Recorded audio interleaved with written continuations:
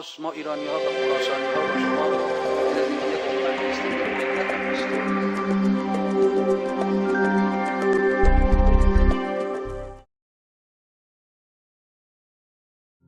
رسالت خراسان در دنیای معاصر این تشویق معنویات و اندیشه درست محسوب می شود. هدف دیگری پیگیری نمی شود. خراسان هدف های اکسپانسیون ضبط کرونا غصب زمین های دیگر را در نظر ندارد. مسئله اساسی این اکسپانسیون فرهنگی است. اکسپانسیون فرهنگی یعنی معنوی. معنویاتی که در طول تاریخ در افکار فارس و تاجیک شکل گرفته است باید بر مردم دیگر تحمیل شود تا ایشان به شناخت خود و بودن خود و تعیینات خود در دنیا برسند. من در مشهد الرضا صلوات الله علیه زبان ما، ادبیات ما، حرفای ما با شما با مردم تاجیکستان، افغانستان اینا یکیست. ما بیشتر افغانی و تاجیک حساب میشیم تا جوری دیگری. حتی کلماتی که به کار میبریم ما و شما خیلی شبیه به همه. من به دوستان گفتم سفرهای زیادی داشتم من از آمریکای جنوبی شمالی تا شرق آسیا، ولی هیچ جا مثل اینجا احساس نکردم در شهر خودم و سرزمین خودم هستم. البته یه مشکلی دارم که خطتون رو نمیتونم بخونم. امیدوارم این مشکلم انشالله حل شه. گرچه اون خطم محترمه برای خودش، ولی کن هر ملتی حق دارن به خط اجدادشون و نیاکانشون بنویسن. همه خطها و الفباها محترمند. به هیچ خط و الفبا و زبانی اهانت نباید کرد. قرآن کریم می‌فرماد که ما شما رو از شعوب و قبایل و ملت‌های مختلف آفریدیم لتعارفوا نه لتفاخروا. تکبر نه لتتکبروا. برای تکبر و تفاخر نیست، برای که همدیگر رو بشناسیم. همه زبان‌ها، همه نژادها، همه قومیت‌ها از نظر قرآن محترمند. هیچ کس به کسی دیگری نباید اهانت بکنه و همه باید آزاد باشن به هر زبانی. البته من تو خیابونای دوشنبه که میرم میبینم اسم کوچه ها و خیابان ها سعدی، رودکی، حافظ، فردوسی، عین مثل خود مشهد و تهران و شهرهای ماست. خراسان در واقع این نور است و نور نیکاز خدا در فرهنگ مییابد. نمایندگان خراسانی همین نور را توسط معنویات به هر گوشه های دنیا بردند. خراسان مرزهای سیاسی را نمیشناسد و در گذشته هم نمیشناخت. مرزهای سیاسی که توسط امپریالیست‌ها کشیده شده است، خراسان بزرگ آن را اعتراف نمی کند.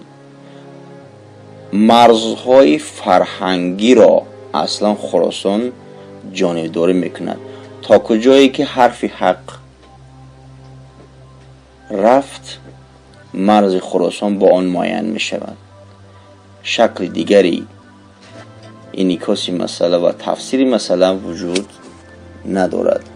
مولانا همین مکتب را به خاک ترکیه برد، همین مکتب را نظامی گنجوی به آذربایجان کنونی برد و نمایندگان دیگر خراسانی همین مکتب انسانسازی و برنده حق را به خاک هندوستان بردند.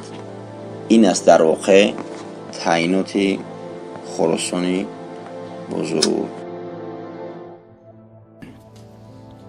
نظامی گنجوی، این هم من به فارسی صحبت. گنجی حالا کجاست؟ در ترکستان. نظامی گنجوی فارسی چه گفت؟ مولوی در قونیه زندگی کرد. قونیه الان در ترکیه است. قبه و بارگاهش هم در ترکیه. ولی اهل کجاست مولوی؟ بلخ. ایران بزرگ خراسان بزرگ. خراسان بزرگ که میدونی کجاست؟ شما الان تا میگیم خراسان مشهد در ذهنتون. خراسان بزرگ از قزاقستان تا کوههای کولیکوش تا نیشابور. خراسان بزرگ از ایران فعلی بزرگتر بود.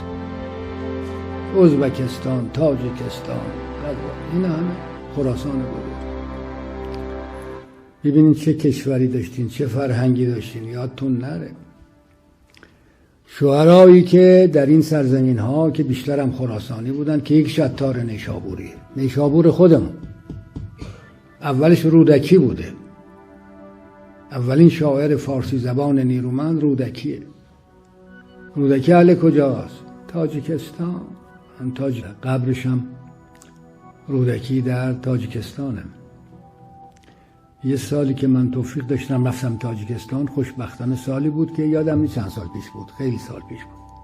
همون روز که من اونجا بودم این توفیق داشتم که دیدم منظره را. مجسمه نحس لنین میکشتن پایین، چون سالها اونجا مارکسیست بود و به جای لنین که کشیدن پایین من داشتم میدیدم که انداختندش پایین. کی آوردن بالا؟ فردوسی. مجسمه لنین انداختن پایین. تاجیکا مجسمه. در ظرف چندین قرنها در حوزه خراسان فلسفه حکمت خراسانی تشکل یافت که با متدولوژی خیلی قوی شکل گرفته بود. به سبب نیست که تاکنون هم مهمیت حکمت خراسانی از میون نمی رود. این یک جهت خیلی مهمی مسئله با شما می رود. طرف دیگر این مسئله در همین است که همین حکمت خراسانی با زبان فارسی تاجیکی انشا و پیشنهاد گردیده بود و با خط فارسی. ما متاسفانه در شرایط نوین رابطه خیلی ضعیف با گذشته خود داریم. ما واقعا هیکل‌های ایشان ماندیم، اما احترام آنها نه به هیکل‌های ایشان بلکه با تعلیماتی که ایشان ایجاد کردند می باشد. ما متاسفانه هیکل‌ها را ماندیم اما از تعلیمات ایشان دور شدیم. در شرایط نوین ضرور است که یک رابطه خیلی قوی با همان حکمتی که با وجود آمده بود و واقعا آن حکمت جوابگو و پاسخگوی شرایط نوین هست که در دنیا بحران معنوی حکمران است. راه حل رو یافته نمیتونند، در حالی که همین راه در ما وجود دارد.